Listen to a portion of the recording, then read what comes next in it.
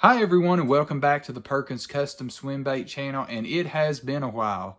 So just about a month since my last video, but wanted to hop back on and bring out, favorite baits for the month of April. Looking into being able to get some more on the water footage back for you all. It's just been one of those months with, for whatever reason, March just felt like it came and gone and I wasn't able to get out on the water all that much. So let's get kicked off. What are my top baits for the month of April? So before we even hop into baits, just kind of my mindset as to what I'm thinking through as to what's going on for the fish right now. So the fish are, at least here in my area, water temps are in the mid to upper 50s, or starting to approach the upper 50s. So that means the spawn is coming and it's on its way. So thinking about that, I'm going to be covering a lot of water looking for actively feeding fish. So when I'm thinking about that, I want speed, I want to be able to move, and I want to still be able to try to target bigger fish. One of my favorite baits for doing that, depending upon, depth, of course, is definitely going to be a crankbait. This kind of being like the Mega Bass S crank. This right here is kind of like your evergreen, combat crank, I think is what that's called. Really good little crankbaits. One's got flat sides. It's a very flat bait. This one being more of like your traditional square bill. And likewise, if you need like a shallow square bill, something like the Mega Bass flat side, I think that's what it's called. I'm not sure. But it's not so much about the crankbait. It's more so about two things that you're looking for. Number one is the depth the fish are holding at. And you want to go just slightly, ever so slightly deeper. So if they're holding an 8 foot, you want something that'll get to like 9 to 10, just to where that you're able to hit bottom, be able to bounce and deflect off cover really well, but not be able to like just stay hung like if you're trying to throw a 10XD in 5 foot of water. So that's kind of the thought process with the crankbait. You want to be able to cover a lot of water and being able to look. So what are the key areas that I'm going to be throwing this on? Number one is rock. Any sort of rock, whether that be, chunk rock, pea gravel, doesn't matter. I'm looking for rock. That is my key target area.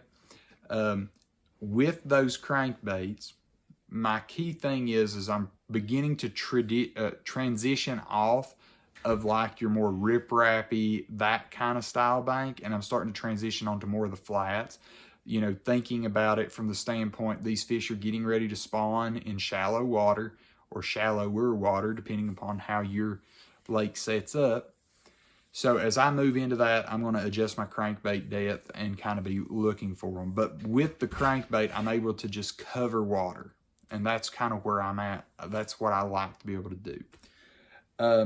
Another bait that I really enjoy throwing this time of year is going to be your jerkbaits. So this particular jerkbait is a new one for me. I've been playing with it, and I'm liking it, but I'm really curious to see as to how it goes when they're actually on like a really good jerkbait bite. This is that Bait Sanity bait.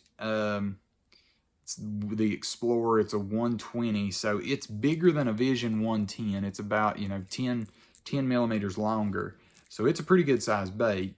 But we'll see as to how that goes this year. It's like I said, it's a new bait for me. I haven't really got to put in a ton of time with it yet, so we'll see as to how that goes.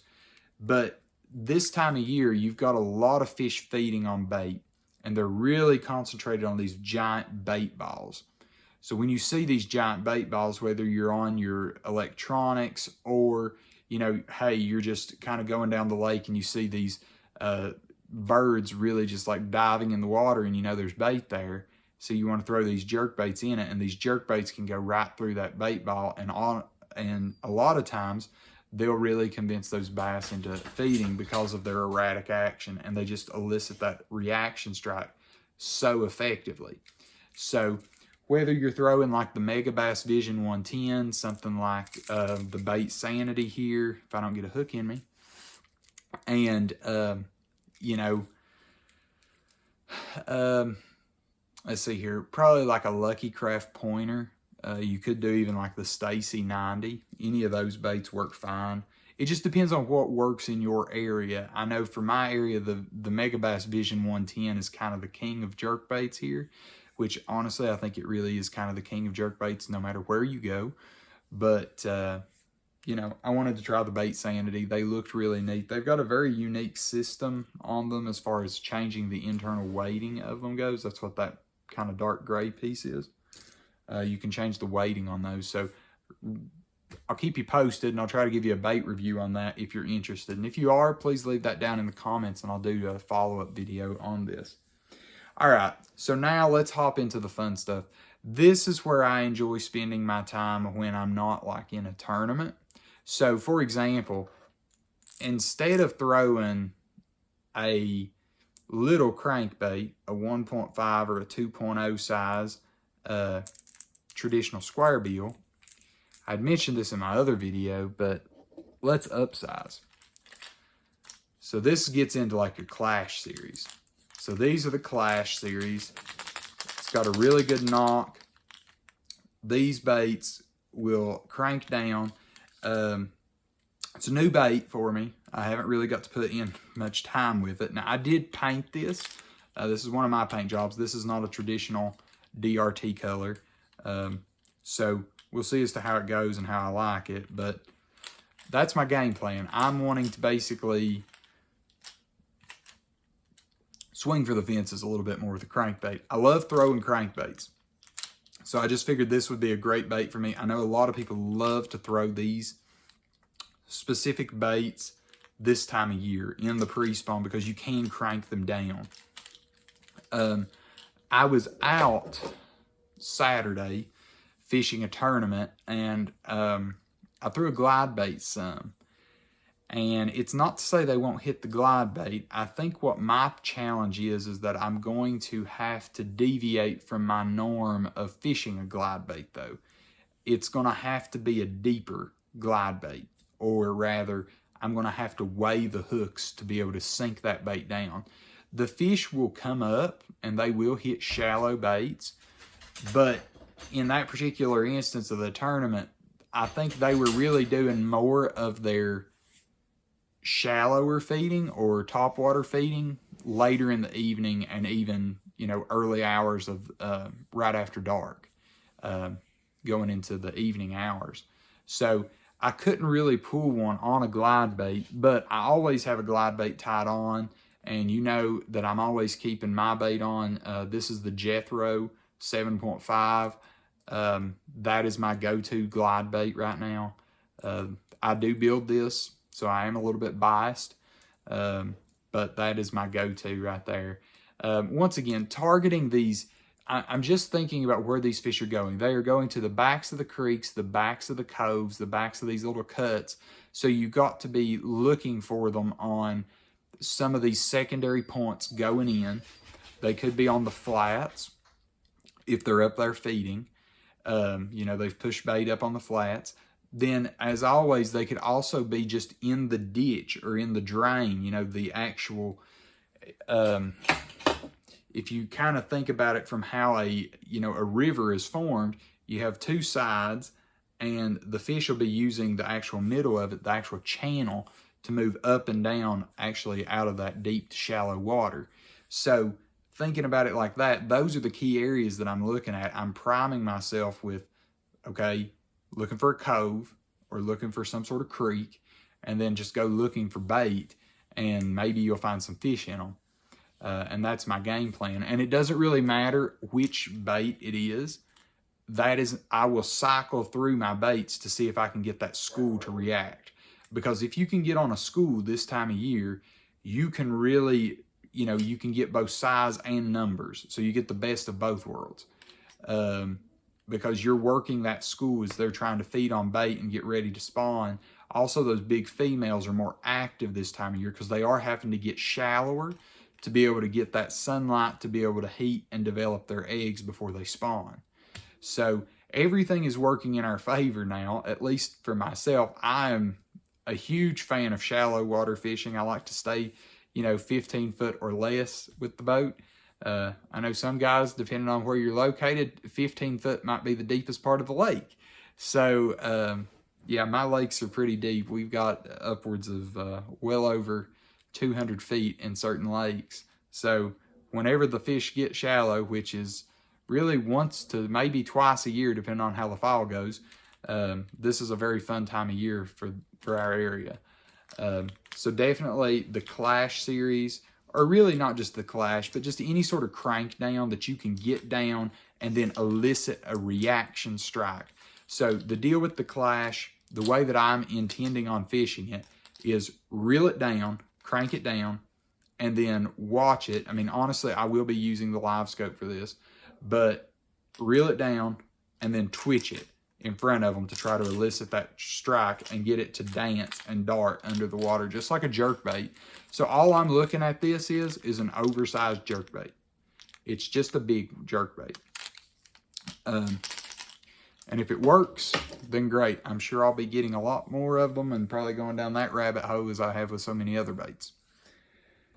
All right, last up, and this, you can't really talk pre-spawn, you can't really talk the spring bass fishing without talking about this. So we've covered our glide bait, we've covered our crank down. Now we've got probably what I would consider the most reliable bait this time of year, that if you throw it long enough, you will get a fish on it. And that is your big paddle tail soft swim bait. Now, this particular bait is the Megabass Mag Draft. This is the original. This is the 8-inch. This time of year, if I'm going out and I'm not in a tournament, I would prefer to throw the 8-inch. And here's why. Let's say if I only have a couple hours, you know, maybe a 3 to 4 hour window that I can go out and fish in the evening. And like I said, evening time, you've let that sun hit the water and it's warmed it a lot. So those fish, those big females that are needing to develop those eggs, they are moving shallow and they're going to push shallow in the evening. I've been watching a lot of the Facebook groups in my area, and for my particular area, a lot of my bigger females are getting caught in the evenings. They're getting caught basically from probably 5 p.m. till dark, maybe a little bit after dark, maybe let's say 9, 10 p.m. And they're getting caught. And these are big fish for my area, you know, 5+ pounds. So I think that's really what's going on. The sun is warming the water. The fish are needing to get up. Last year, I hooked into one of those big females. I didn't get it to the boat, but it was certainly a very large fish. Definitely, I think it was probably an upwards of 5-pound class fish. I had it on the 8-inch mag draft. I didn't really know what I had when I hooked it, and lo and behold, I lost it. So I'm going to try to not reproduce that mistake this year and try to actually get them in the boat from now on. But that's my key baits for the month of April while we're still in the pre-spawn. So within my area, we have all 3 species of bass. We have the largemouth, the smallmouth, and the spotted bass. So first up for us in our normal spawning season, the smallmouth will spawn first. The spots will kind of be spawning in between the smallmouth and the largemouth, while they'll, I mean, absolutely you'll have some go early and some go later, but they kind of blend in the middle. And then the largemouth's on the tail end of it. So when the smallmouth starts spawning, you know, definitely one of the key baits that I throw a lot during the smallmouth spawn and just during the spawn period is a big glide bait. And I do actually want something kind of like this. I need something that will turn near 90 degrees and just kind of sit there on top of them. Because what you're trying to do is you're not really trying to catch fish a ton with a glide bait while they're on the bed. Because typically it's just so rare that they'll actually be aggressive enough while they're on the bed to actually come off of the bed and strike it. You know, typically they want to actually guard the bed, so they're sitting there guarding their bed, And then when you drag a worm or some sort of soft plastic through it, they eat it and try to get it off and everything like that. So you try to irritate the bass.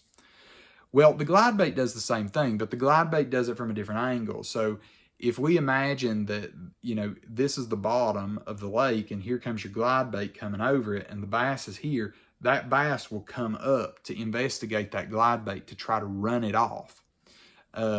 That's what typically happens to me with the smallmouth is they don't ever really come, they always come closed mouthed and they'll like swipe at it or they'll hit at it. So you can catch them by, they'll swipe at it and they'll catch themselves. But I don't really catch that many smallmouth this time of year on a glide bait, like open mouth. They're actually trying to eat it or trying to kill it. They're just trying to run it off and they're trying to be very aggressive to do it. But one thing that glide bait's doing is it is showing you, visually showing you the bass is there. Exactly right there. So what you can do is after that bass, you know, swims back, have your follow-up bait, you know, Wacky Rig Cinco, you know, some of our famous baits in our area are your like just 4-inch worms on a Texas rig, 1/8 ounce slip sinker for a Texas rig. So, I mean, it really doesn't get much simpler than that. You know, go super old school fishing. You can get all that on the boat for maybe like $5 total. And you don't have a ton of money invested in that fishing trip. But that glide bait shows you fish. I was amazed as to the amount of fish that I found and could see with a glide bait this time of year. Like I said, you don't catch a ton of fish on a glide bait when they're on the bed, but you will see them. And if you can see them, because for where I live, our water clarity is greater than 10 to sometimes even greater than 20 foot. And because of that, we can see these fish swimming and shadowing these baits at pretty good depth. So when you're doing this and you're running that glide bait, just be watching right below it. Always be present when fishing that glide bait because you'll find your fish. It will show, they will show themselves because they're aggressive and they do not want that around their bed. So what you do, as soon as it comes off, you know, put your wake point on that spot, maybe circle around, let that fish reposition. And instead of throwing your glide bait on it, throw you a Wacky Rig Cinco, throw you a Ned rig, throw a Texas rig worm. Use it as a 1-2 punch. Let the glide bait find the fish and then use the worm to catch it. At least that's been my approach. I found that to be a very successful 1-2 method. You know, probably shouldn't be talking about that for any of the people I fish against tournaments with, but that is typically how I do it. Use the big glide bait to find them. Use the worm to catch them. Because you can cover water faster with a glide bait than you can a worm. A worm takes way longer to fish a bank. You could spend hours fishing, you know, a football field length. You know, you don't have that kind of time in a tournament. So if you can go down that bank with a glide bait and you find the area or the type of bank they're finding, then you can follow that pattern across the lake and then you should be able to find some bass on the same area. So those are the key things that I'm kind of looking at. You can definitely use brush hogs, you know, jig, the white tube, you know, for flipping beds and things like that.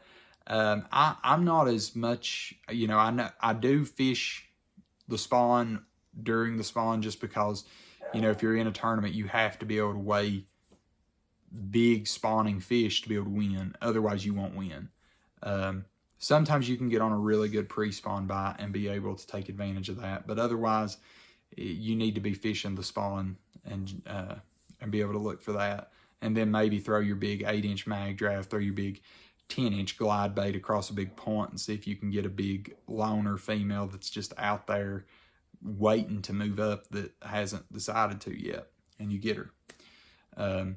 So just some of the things that run through my head. This is without a doubt probably the best month of the year to fish.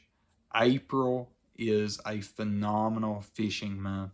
This month you probably have more big fish caught by numbers than probably any other month of the year.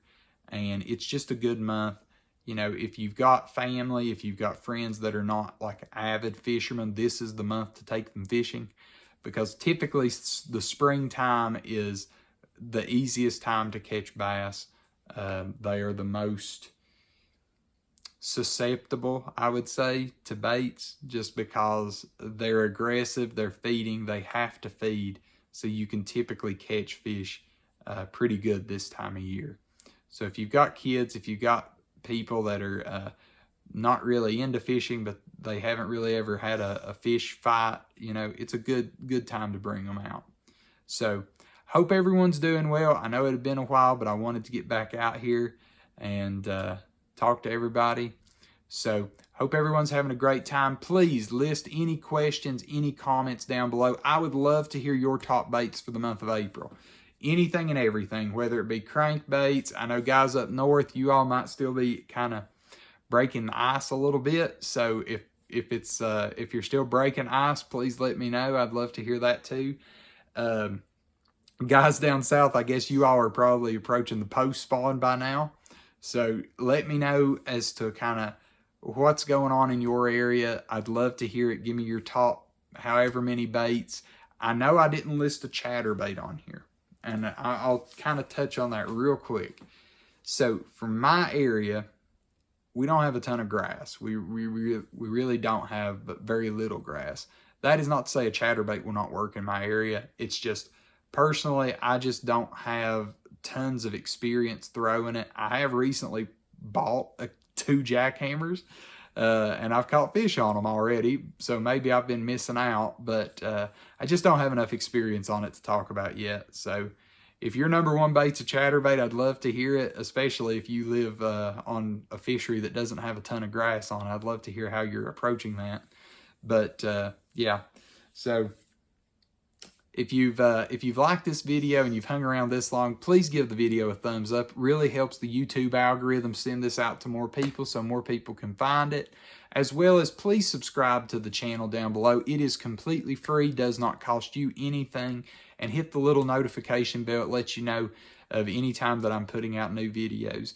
I'm going to do my best to start getting back into our normal routine of videos coming out. I know it's been a little bit slower of a spring. We've had some really rough weather this winter, so it's been a little bit harder to kind of get some different footage out, and I want to give you all the best quality footage that I can, not just me putting out a video of random stuff hoping to get views. So I guess I really just want to be able to offer the most for you all and value your time. Because for myself, when I watch a YouTube video, that's one of the biggest things that I look at is how much time did I invest into watching that, and was it worth my time? So I always want to make sure that my videos are worth your time, because I do truly value your time and I truly value your views. So hope everyone is going to have a wonderful, fantastic April. I hope you catch a ton of fish this month. You know, send me pictures on Instagram, send me pictures on Facebook of your new PBs. I'd love to see them and celebrate with you for catching them. So with that, I'm going to sign off for this video, and I will see you in the next one. Talk to you soon.